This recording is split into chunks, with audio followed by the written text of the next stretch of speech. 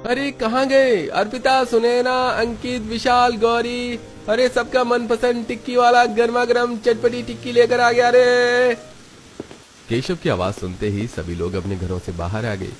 केशव की टिक्की पूरे मोहल्ले में मशहूर थी। बारिश का मौसम था जिसमें केशव गर्मा गर्म टिक्की बनाता और सभी मोहल्ले वाले उससे टिक्की खरीदकर बड़े ही चाव से खाया करते। वहीं उस अमीर मोहल्ले में एक छोटे से घर में एक परिवार भी रहता था। माँ, आज तो आप हमें टिक्की दिलाओगी ना? मेरा बहुत मन कर रहा है टिक्की खाने का। देखो ना माँ, सभी बच्चे कितने मजे से टिक्की खा रहे हैं, हमें भी टिक्की खानी है। अपने दोनों बच्चे आद्या और पीयूष को इस तरह टिक्की के लिए ललचाता देख अंकिता बहु बेबस महसूस करने लगी। उसकी समझ में नहीं आ रहा था कि वो बच्चों को क्या जवाब दे। अपने बच्चों का मासूम चेहरा देख उसकी आंखों में आंसू भर आए। अरे पीयूष, आद्या, देखो तो जरा तुम्हारी मम्मा ने कितने अच्छे दाल चावल बनाए हैं और तुम इन्हें छोड़कर वो गंदी टिक्की खाने को कह रहे हो। नहीं बुआ, हम आज आपकी बात नहीं सुनेंगे। आप रोज रोज यही कहती हो और कभी हमें टिक्की नहीं खिलाती। दोनों बच्चों की दादी करुणा भी ये सारी बातें चारपाई पर बैठी हुई सुन रही थी। ये भगवान, हमारे लिए ना सही तो कम से कम हमारे बच्चों के लिए तो हमें इतना दे देता कि हम इनकी छोटी मोटी ख्वाहिश पूरी कर देते। करुणा को इस तरह अचानक से रोता देख मनीषा और अंकिता घबरा गई। माँ जी, इस तरह मत रोइए, आपकी तबीयत खराब हो जाएगी। माँ, बच्चे भी देख रहे हैं आपको, इस तरह देखकर उन्हें कैसा लगेगा? दोनों बच्चे अपनी दादी को इस तरह देखकर सहम गए और फिर उन्होंने टिक्की खाने की जिद नहीं की। वो चुपचाप दूर से आसपास के सभी लोगों को टिक्की खाते देख रहे थे। करुणा के परिवार में उसका पति राजीव, बहू अंकिता, बेटा माधव, बेटी मनीषा और दो पोती पोते आद्या और माधव, ये लोग थे। बुढ़ापे की वजह से राजीव की तबीयत खराब रहने लगी, जिसकी वजह से अब पूरे घर का भार अकेले माधव के कंधों पर आ गया। माधव सारा दिन मजदूरी करके किस तरह अपने परिवार को 2 वक्त की रोटी दे पा रहा था। अरे नहीं, इस बार तो सारा राशन समय से पहले ही खत्म हो गया। घर में कुछ भी नहीं है, अब मैं सबको क्या खिलाऊंगी? क्या हुआ भाभी, आप कुछ परेशान लग रही हो, कोई दिक्कत है क्या? मनीषा, आज घर में अन्न का एक दाना भी नहीं। बच्चों को भी भूख लग रही है, मुझे समझ नहीं आ रहा मैं क्या करूं। हे भगवान, रोज रोज नई दिक्कतें आकर खड़ी हो जाती है। अब तो भैया ही कुछ कर सकते हैं, लेकिन मनीषा, तुम्हारे भैया तो शाम तक घर लौटेंगे। अंकिता और मनीषा दोनों अब बहुत ज्यादा चिंता करने लगी। माँ, बहुत भूख लगी है, जल्दी से कुछ खाने को दो ना। हाँ माँ, मेरे पेट से अजीब अजीब सी आवाजें आ रही हैं। बहू, क्या हुआ? क्या तूने अभी तक बच्चों को खाना नहीं दिया है? दोनों भूख से बिलबिला रहे हैं। सच कहूँ तो भूख तो मुझे भी लगी हुई है, तो जल्दी से खाना लगा दे। माँ जी, आज घर में कुछ भी नहीं है बनाने को, ऐसे में मैं आपको क्या बनाकर खिलाऊं? हे राम जी, अब हमारे घर में भूखमरी होने लगी है। तेरे ससुर बिस्तर पर बीमार पड़े हैं, अगर उन्हें समय पर खाना नहीं मिला तो उनकी तबीयत और बिगड़ सकती है। नहीं माँ जी, हमारे घर में कोई भूखमरी नहीं होने वाली है। माधव जी है ना, मैं अभी उनके पास जाऊंगी और उनसे कुछ पैसे लेकर खाने का सामान लेती आऊंगी। इतना कहकर अंकिता घर से निकल गई। माधव घर से काफी दूर मजदूरी करता था। अंकिता कड़ी धूप से तपते रास्ते पर चली जा रही थी। कुछ न खाने की वजह से उसे धूप में चक्कर आने लगा। वो थक कर वहीं पर एक पटिया पर बैठ गई। कितनी तेज धूप है, मुझसे चला भी नहीं जा रहा है। वैसे तो आए दिन बारिश हो रही है, फिर आज इतनी तेज धूप क्यों निकली हुई है? अंकिता ने अपनी चिंता किए बिना अपने परिवार को सोचते हुए फिर से चलना शुरू किया। रास्ते में उसे केशव टिक्की वाला दिखाई दिया, जो एक छप्पर के नीचे अपनी टिक्की का ठेला लगाए खड़ा था और कई सारे लोग वहां खड़े होकर टिक्की खा रहे थे। ये देख अंकिता को अपने बच्चों की याद और उनकी बात याद आने लगी। सताने वाले ख्यालों को अपने जहन से निकालकर अंकिता माधव के मजदूरी करने वाली जगह पर पहुंची, जहां माधव बड़े बड़े भारी बोरे अपनी कमर पर लाद कर एक ट्रक में ले जाकर भर रहा था। माधव जी, ये सब कैसे कर लेते हैं? मुझसे तो उन्हें इस तरह देखा भी नहीं जा रहा है।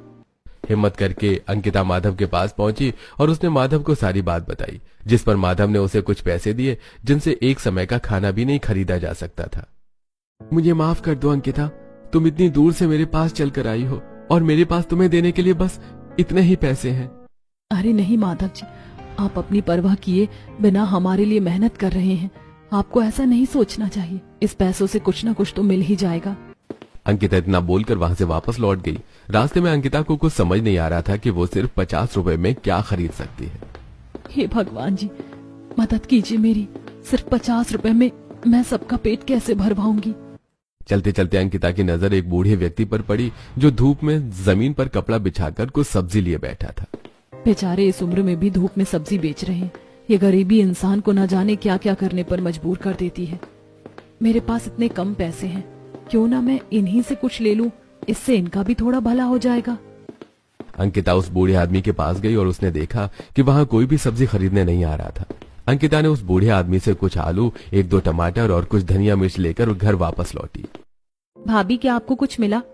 मैं ये कुछ सब्जी लाई हूँ। इन आलूओं से मैं थोड़ा भरता बना सकती हूँ जो आज हमें बिना रोटी के ही खाना होगा। 50 रुपए में सब्जी और आटे में से सिर्फ एक ही चीज लाई जा सकती थी। कोई बात नहीं भाभी, हम ये भी खा लेंगे। आखिर आप इतनी दूर चलकर इसे लेकर आई हैं। अंकिता ने घबराते हुए घर में रखे कुछ मसाले और टमाटर डालकर आलू का भरता बनाया और फिर सभी को परोसा। ये क्या है? मुझे नहीं खाना है ये। माँ, मुझे रोटी के साथ चटनी दे दो ना, मुझे बिल्कुल अच्छा नहीं लग रहा है।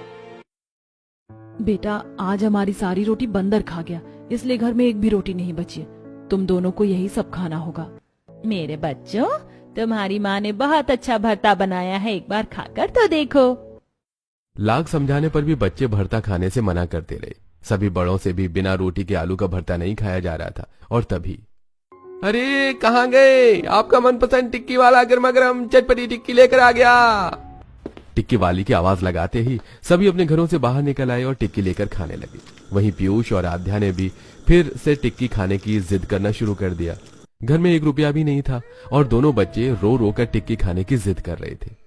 अब मैं इन्हें कैसे समझाऊं? हमारे पास इतने पैसे नहीं है कि हम टिक्की खरीद सके। पैसे भी वो बहुत महंगी टिक्की बेचता है। अंकिता परेशान होने लगी कि तभी उसकी नजर सामने रखे आलू के भरते पर पड़ी। आलू के भरते से भी तो टिक्की बनाई जाती है, तो क्या मैं इस भरते की टिक्की नहीं बना सकती हूँ? बच्चों, तुम्हें टिक्की खानी है ना? मैं अभी तुम्हारे लिए टिक्की लाकर देती हूँ। लेकिन बहू, हमारे पास तो टिक्की खरीदने के लिए पैसे नहीं है, तो फिर तू टिक्की कैसे लेकर आएगी? ये आप मुझ पर छोड़ दीजिए। इतना कहकर अंकिता भरते की प्लेट उठाकर वहां से ले गई।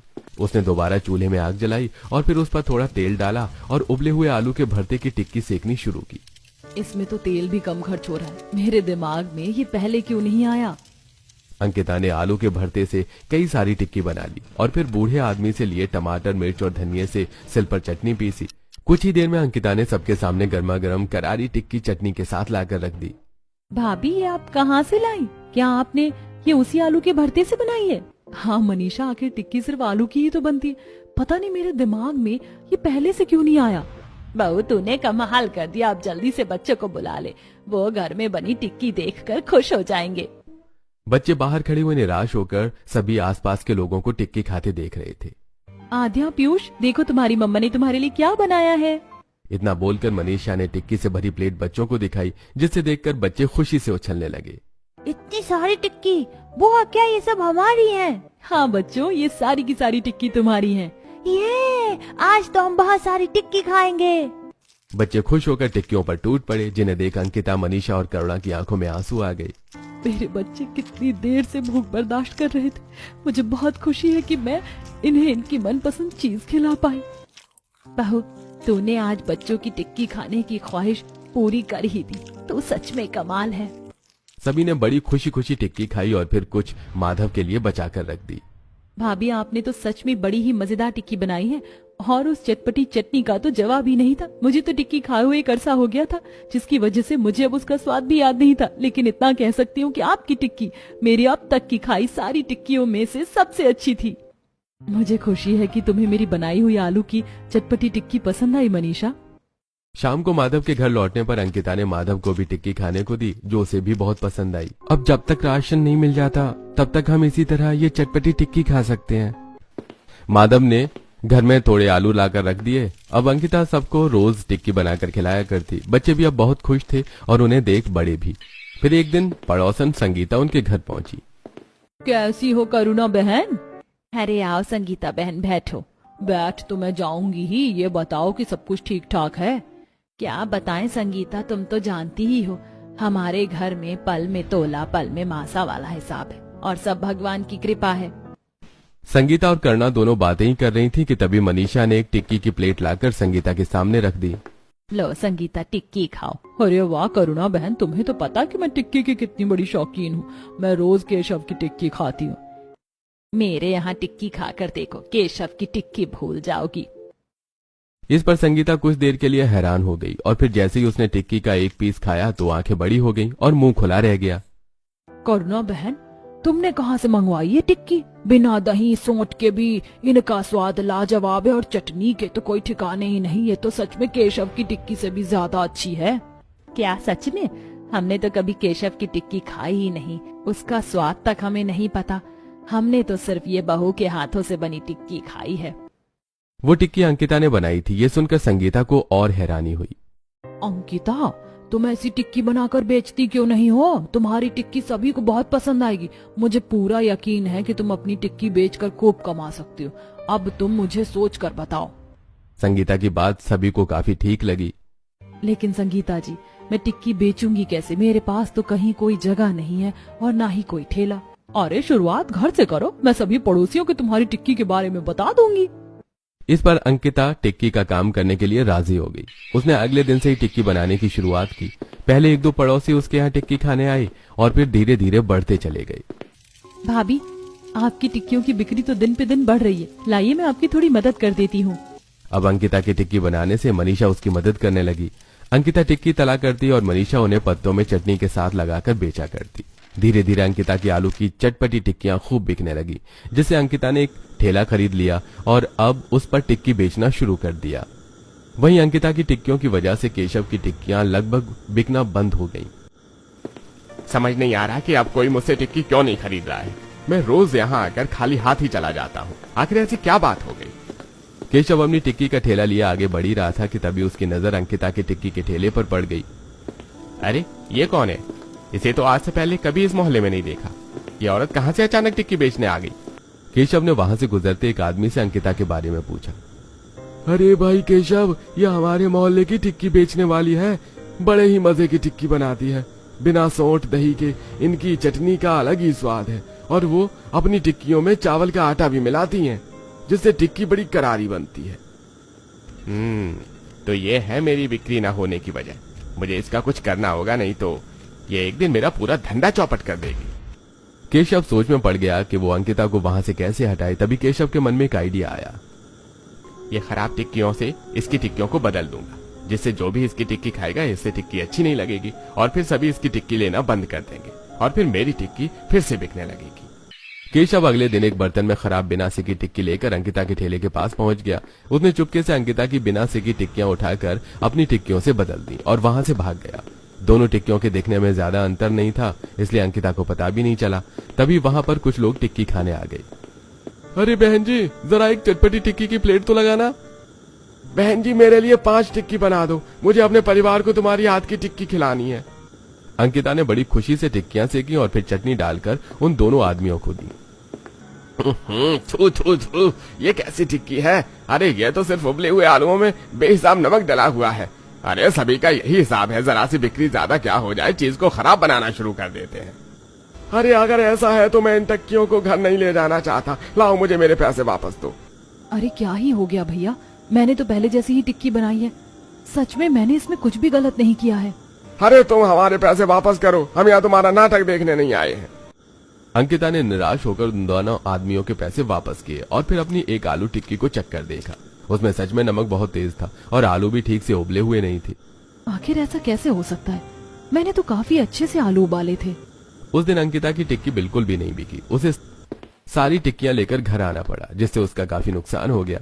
और अगले दिन भी उसकी टिक्कियों के साथ फिर से ऐसा हुआ। अब लोगों ने उसे टिक्कियों के ऊपर सुनाना शुरू कर दिया। अंकिता निराश होकर अपना ठेला लिए खड़ी थी कि तभी, अरे अंकिता, जरा मुझे 2-3 टिक्की तो खिलाओ। नहीं, आपको पसंद नहीं आएगी। मेरी टिक्कियां बिल्कुल अच्छी नहीं है।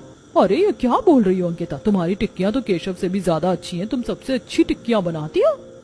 अंकिता ने निराश होकर संगीता को सारी बात बताई। ये तो किसी जलने वाले का काम है, जिसको यहाँ तुम्हारा टिक्की बेचना पसंद नहीं आ रहा। काफी दिनों से केशव भी टिक्की बेचने नहीं आया। हो सकता है ये उसी का काम हो।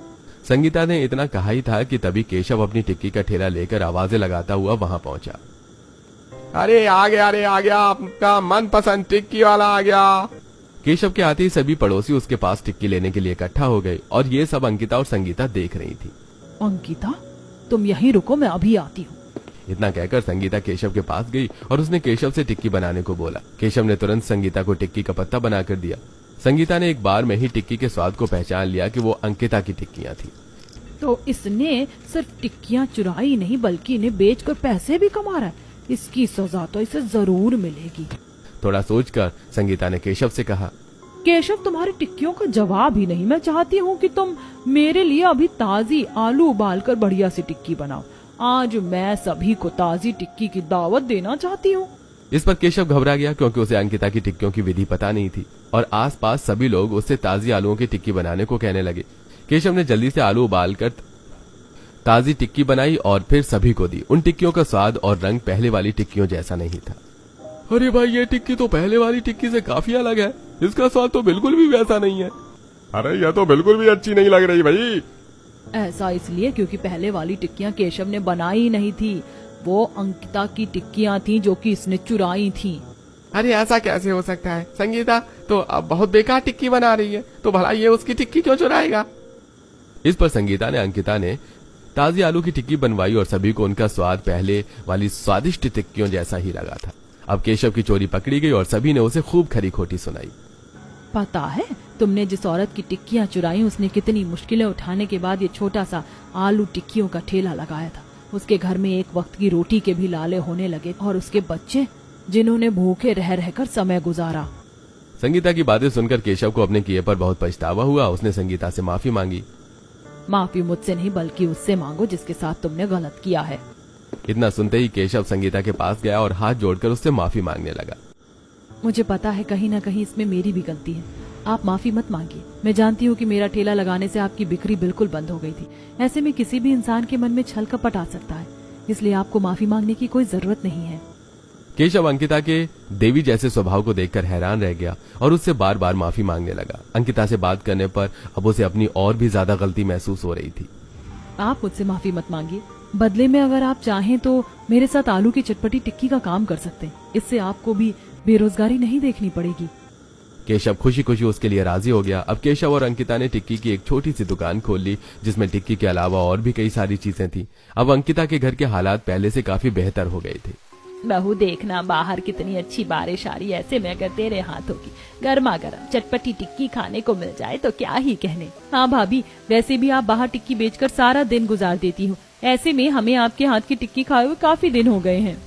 इस पर बच्चे भी उछल उछल कर टिक्की टिक्की करने लगे और सभी का भी टिक्की खाने का मन करने लगा। अंकिता ने झटपट गर्मा गर्म चटपटी आलू की टिक्की बनाई और सभी को अलग अलग प्लेट में खाने को दी। सभी ने बारिश का मजा लेते हुए खूब चाव से टिक्कियां खाई और उनके साथ चाय भी पी।